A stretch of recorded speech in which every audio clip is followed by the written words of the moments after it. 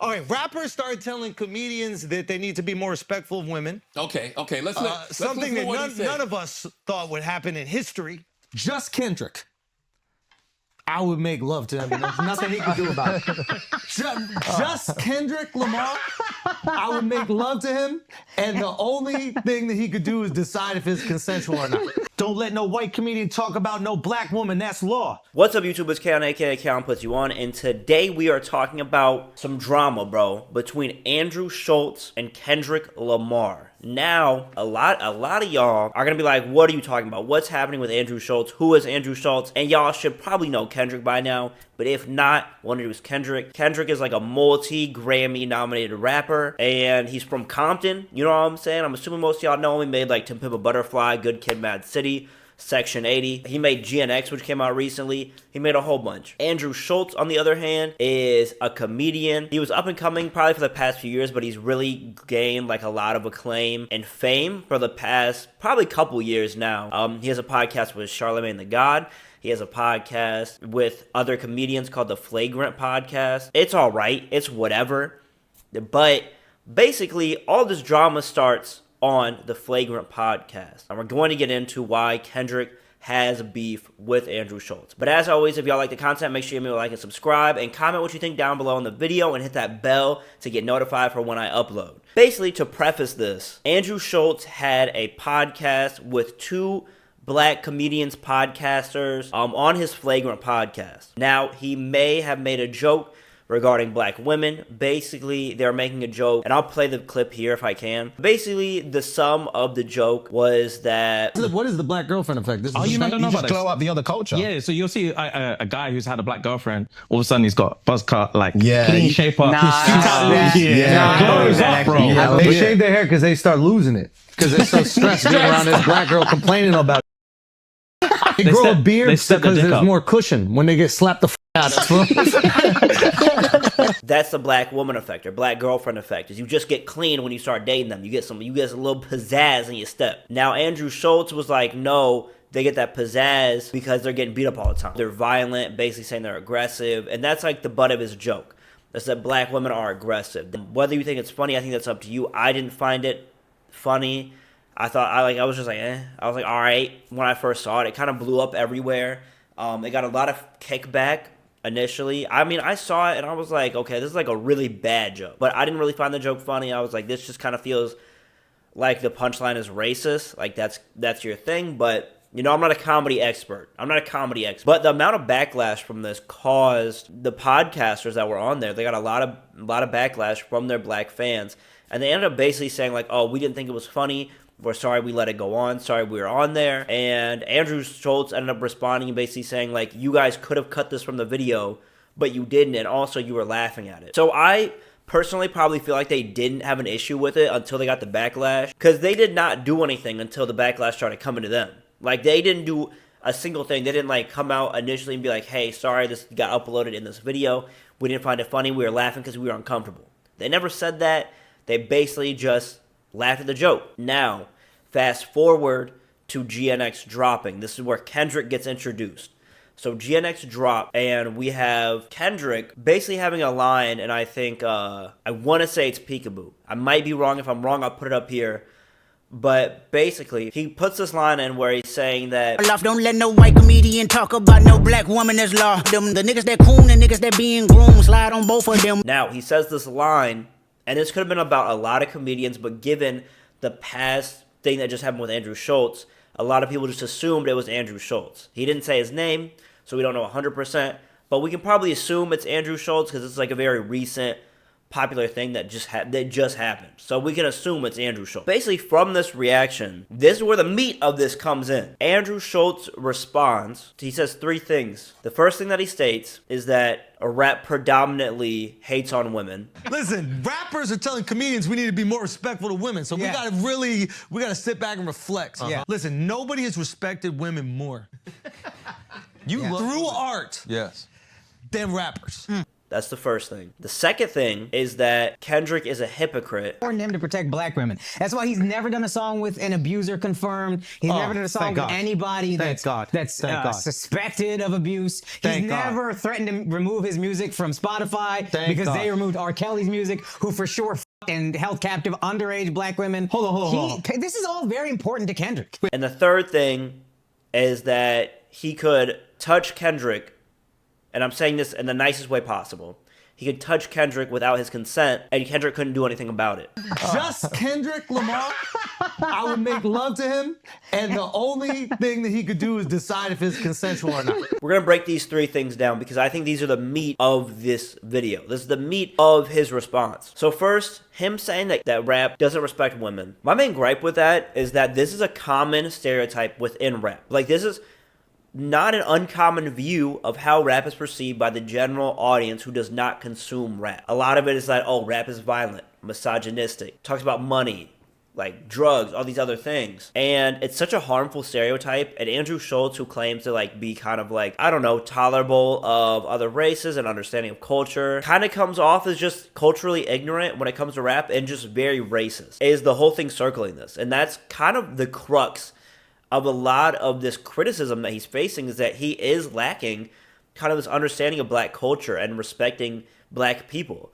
First, it was black women that he wasn't respecting. Now it's rap as a whole, which is a genre pioneered and upheld by black people. So that's my first issue. One, there's so many rappers that talk about women positively. It's insane. I mean, Mac Miller with The Divine Feminine. Tupac, heavy proponent of respecting women. A Tribe Called Quest, I think, talk about women very beautifully. I mean, Kendrick in his music itself really uplifts women and like wants to help women. That can be seen even like in his earlier tapes, Section 80. He talks about Mother I Sober and the trauma that women can go through with cheating, with assault, things like that. No Name is another artist. So there's so many rappers that respect women and that value women in rap. He's just kind of picking the top like stereotypical rappers like that do talk bad about women that hasn't even really been a topic of conversation since like the 90s. So I honestly don't even know why he's bringing it up, or maybe early 2000s. But that's a terrible stereotype of rap. So I want to get that out the way. That is just defamation of rap itself. Now, going to the second point, which is that Kendrick is a hypocrite. That's the second point here, is that Kendrick allows abusers to be on his tracks. And he has allowed for people like Chris Brown, people like Kodak Black, many other rappers that have said bad things about women or have assault cases or X, Y, and Z. That was one of his points. And another point that's also brought up within this is that he defended R. Kelly and threatened to take down his music if they took down R. Kelly's music. Now, there's a lot of things wrong with this. So first, with him having rappers that have assaulted women, I can't defend that. To be honest, I think Andrew Schulz makes a good point, and I've had this point against Kendrick as well, is that, I mean, Chris Brown, I think, is a unique example because we have seen him and Rihanna kind of make up, and that's their own personal thing. But I know Chris Brown has a history, possibly, of accusations with women. So I don't want to speak on that. And the chance that he has, I do think it can be hypocritical for Kendrick to take this stance while also giving a voice to people who are actively harming women in their personal lives, physically, maybe verbally. Kodak is a huge example of where I think that Mr. Morale kind of lacked continuity, is that we see Kendrick talking about, oh, I'm like high and mighty, I'm trying to be a better person, and then he puts a literal like offender on his album. Like, he puts Kodak on his album. I don't think that was the move at all. I'm gonna be honest, I don't think that was the move at all. Okay, like I don't know why you put Kodak on there. I like Kodak. I like some of the Kodak songs. But if I'm talking about an album where I'm like trying to better myself and I want to see the better in people, I think it's good to have somebody that kind of has a maybe tough upbringing, maybe has done things they regret, but Kodak, like back to back, has done some tough things, and maybe he's trying to get over it, get better, but I think it kind of undermined a lot of the Mr. Morale message. So I do agree with Andrew Schulz here. That is a good criticism. And I think Kendrick has been hypocritical in other aspects of his songs, like are performing at the Super Bowl. He's anti-police, anti-establishment, anti-military, but then performs at the Super Bowl, which No Name has called out in her song Namesake, of like, you're promoting the military-industrial complex. Kendrick can be hypocritical. However, just because someone's wrong in one area does not mean they're wrong in another, right? Like, I think he can be hypocritical and also be making a good statement about, like, maybe you shouldn't be speaking about black women. I think those two things can happen at the same time. Like, I think that's very possible. Also, it's important to note that Andrew Schulz was also wrong about the R. Kelly song takedown. Like, if R. Kelly's music gets taken down, I'm taking down my music. With this context, basically Top NTDE, that's like the head of Top Dog Entertainment, which Kendrick was signed to at the time, basically said that he was going to take the music down for Kendrick. So Kendrick didn't necessarily make a statement about this, but either way, the main criticism that came from that was due to them wanting to take XXXTentacion's music down and R. Kelly's. They were going to take both their music down. XXX had like some alleged cases. R. Kelly, we all know R. Kelly. I remember the criticism for that, and you can see in this Pitchfork article, is that they were not taking down anyone else's music. It was just these two black people. When there's other white people who have done way worse things, like done atrocious things just as bad, and they didn't threaten to take down their music, so it came off very hypocritical. So it was more so a stance against kind of this like racism rather than defending R. Kelly. Because I'm for, if you're going to take down people's music, if they've done bad things and you don't want them to profit, you got to do that on all sides. All sides you have to do that. If they are white, black, Hispanic, Indian, everything, you need to take down everybody's music. But they were just trying to take down two black people. Okay, like that's a little fishy. You know what I'm saying? That's a little weird. But yeah, so it was a little interesting to see. That's my thing with point 2. I do agree with him to an extent on point 2.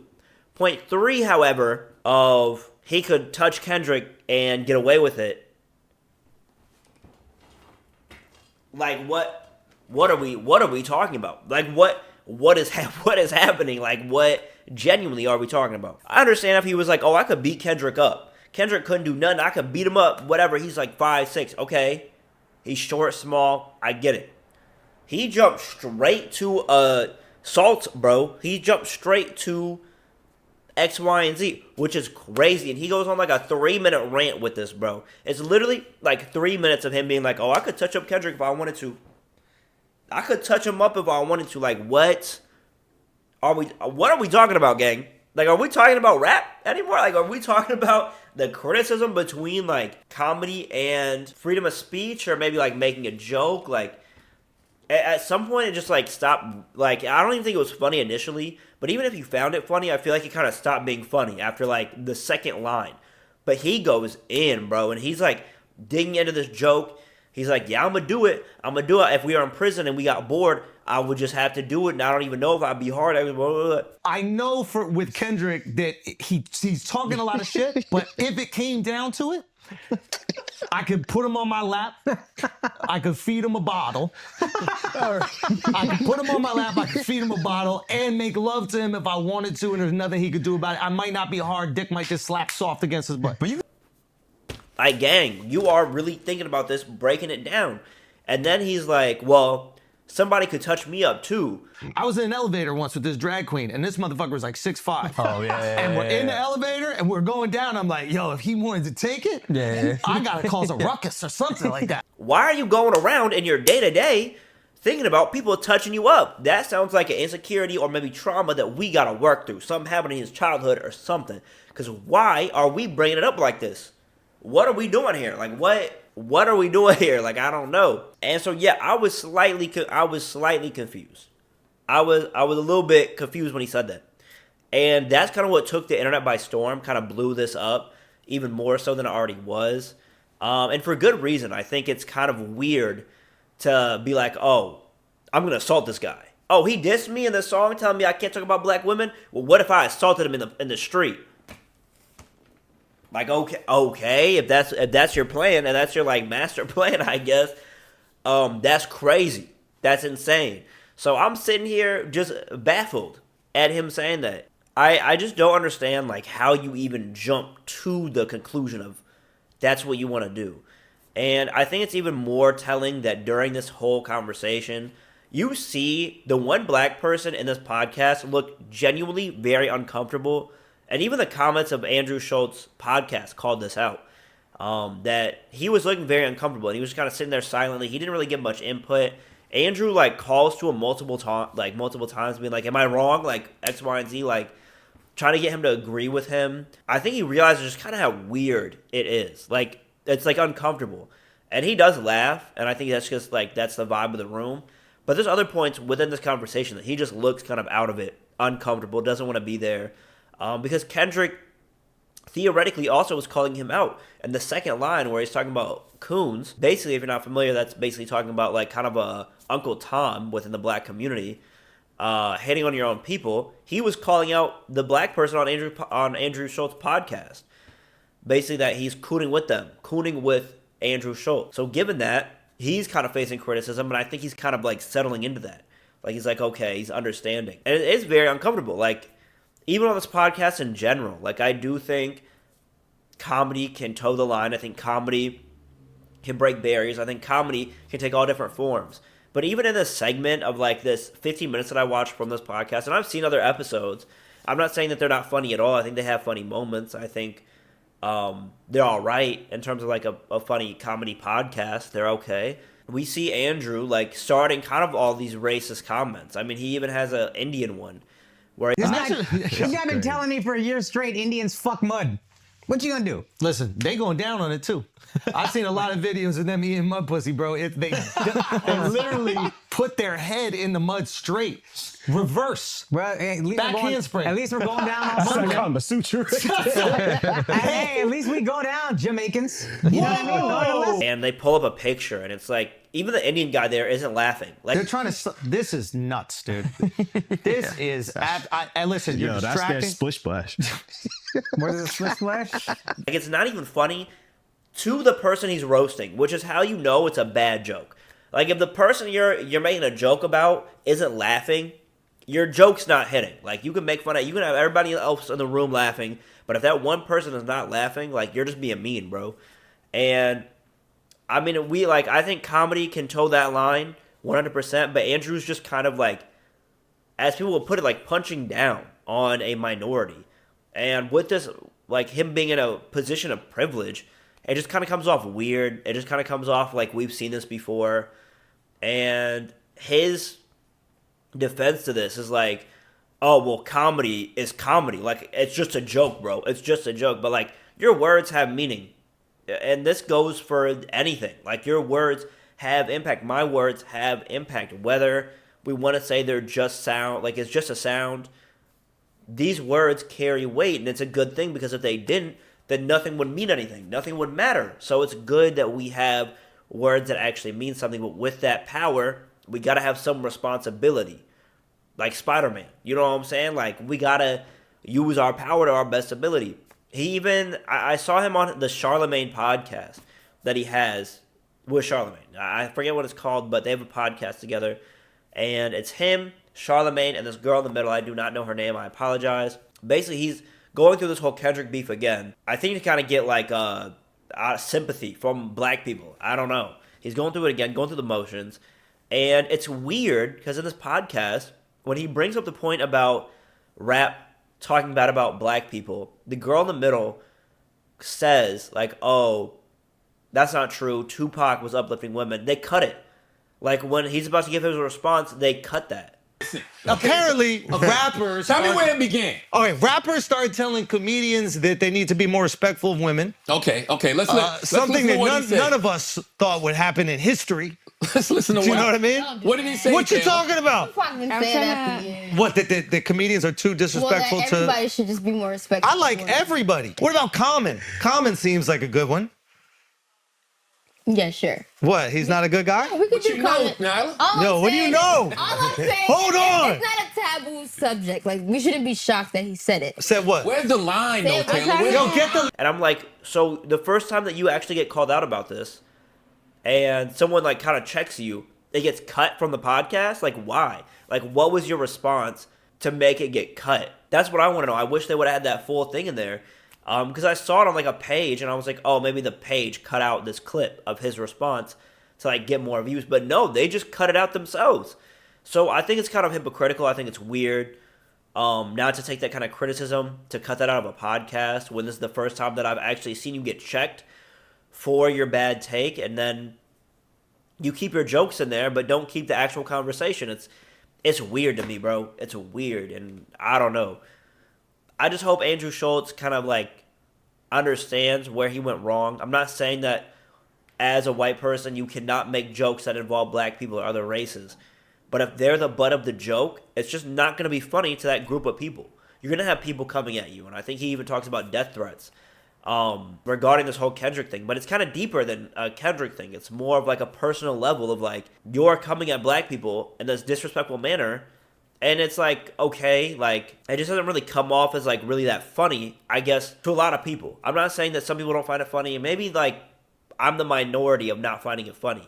But even in these comments, they're saying how it was just kind of gross, the comments he made about Kendrick, and gross about how he handled things. So I don't think I'm the only one, but regardless, I think it's okay to have your opinions, even if you're the minority. I think we just gotta do better in terms of like being like, if you're a comedian, I think you gotta have respect and space for people. Same if you're a rapper, artist, whatever person. But as always, thank you guys for tuning in. That's pretty much all I want to say. I know this is more of like a kind of serious video. I try to keep it a little light, but it's hard to keep this light, you know what I'm saying? So I did my best. But we'll have more of a chill video next week. I kind of got some plans next week.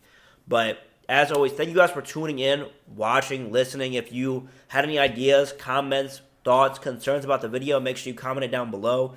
Hit me with a like and subscribe. Check out my other platforms. I got an Instagram, YouTube, which you're on, TikTok, Twitch, Twitter. It'll all be down in the description below. But as always, thank you guys for tuning in. I appreciate you guys. Peace out. Be smooth.